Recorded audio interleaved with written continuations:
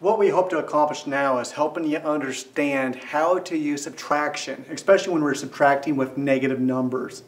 A lot of you might be able to visually look at something, get the hang of what's going on, but I want us all to build from this common definition, as this is going to help us to understand some things as we progress throughout this course. What we have is we have 7 take away 10. A lot of you guys can visually inspect that and say, well, 7 take away 10 backs me up into the negative column, a -3. But how do we get to there? Well, the idea that we're going to use is turning subtraction into an addition problem. So 7 take away 10 is the same thing as 7 adding the opposite of that following number. Those two statements are equivalent. And it's a little bit of an important idea to start to wrap your head around. So we have 7 plus a -10. And then once we get it to that idea, we can get back to the idea that I have two items.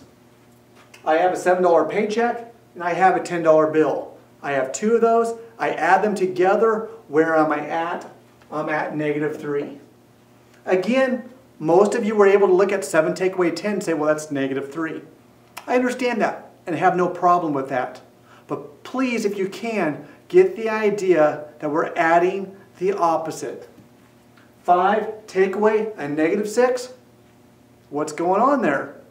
Well, idea is to add its opposite. So change this negative, or the subtraction sign, to a positive, and then change that to its opposite. So this becomes 5 plus a 6.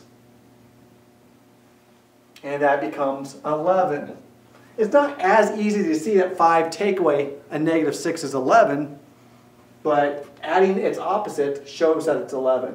Then likewise, -9 take away a -3. Well, I'm going to add its opposite. The opposite of -3 is a +3. Then I'm left with a -6. That's the idea of what subtraction is, and that idea is going to help us as we start to explore some more complex ideas.